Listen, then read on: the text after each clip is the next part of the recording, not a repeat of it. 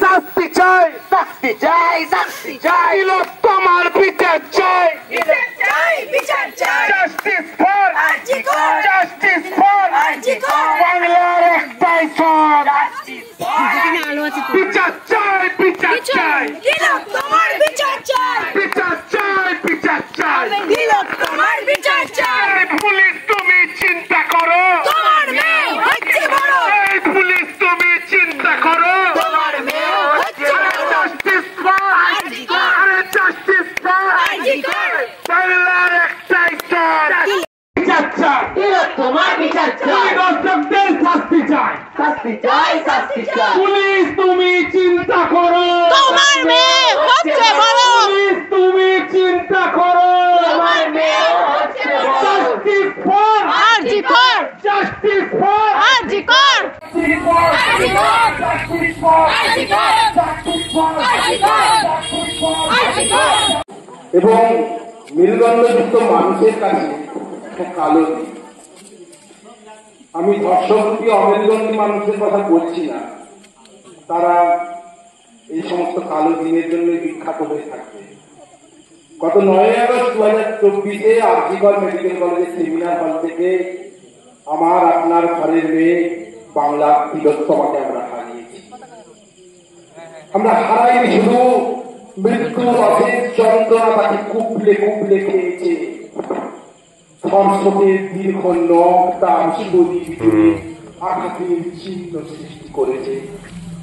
আজকে সেই কালো দিনের সুবিচার পাওয়ার আশায় গ্রামগঞ্জ, দেশ বিদেশ, পৃথিবীর সমস্ত প্রান্ত থেকে আমরা ডাক দিয়েছি।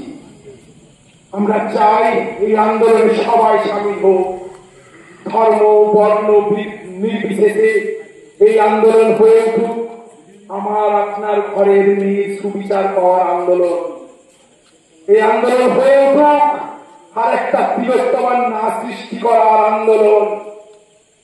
আজ হারিয়েছি আমরা এক ডাক্তারকে, তার উদ্দেশ্যে আমার কিছু বলা।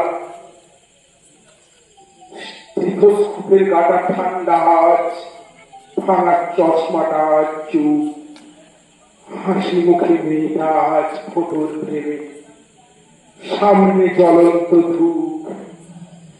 ডাক্তারিতে চান্স দেওয়ার পর খবর এসেছিল সেদিন, বাড়ি ঢুকেছিল হইচই, রান্নাঘর থেকে খুন্তি হাতে দৌড়ে বেরিয়েছিল মা।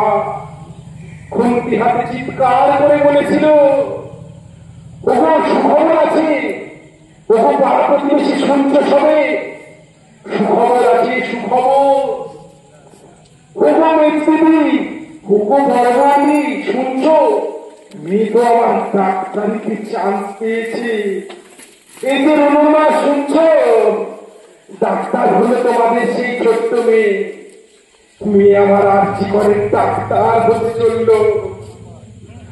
আত্মীয় স্বজন এসে সবাই বলেছিল অসুখ বিসুখ হলে ঘরেই এবার ডাক্তার। মা এসে বলেছিল, কি যে বলো বৌদি, তোমাদের কোনো কাণ্ড জ্ঞান নেই। জানো বৌদি, আমার মেয়ের কাছে দেশের সব খবর থাকে, কত গরিব মানুষের চিকিৎসাও করতে হবে। পাশের বাড়ি থেকে ঠাকুমা বেরিয়ে এসেছিল, বলেছিল, হাগা তোরা আমায় কথা বলতে দিবি নাকি রে? গলায় স্টেথোস্কোপ ঝুলিয়ে আমাদের চিনতে পারলি তো সেই ছোট্ট ডাক্তার নেই। সেই স্টেথোস্কোপের গাটা ঠান্ডা, চশমাটা আজ ভাঙা, হাসি মুখে মেয়েটা আজ ফটোর প্রেমে, সামনে জ্বলন্ত ধূপ। টানা 36 ঘন্টা ডিউটি করার পরে সেমিনার হলে দুটো খাবার মুখে দিয়েছিল বন্ধুদের সাথে। তারপরে চিবিয়ে নেওয়ার জন্য ক্লান্ত শরীর বিছিয়ে দিয়েছিল সেমিনার হলের উপর। ছিল না কোনো নরম শয্যা, সেই শয্যায় পরিণত হয়েছিল মিনিটার কাছে সরশয্যা। সেমিনার হলে সেই ক্লান্ত ডাক্তার নিজে ঢুকেছিল। সে যখন বেরিয়েছিল ক্ষত বিক্ষত এক তিলোত্তমা হয়ে।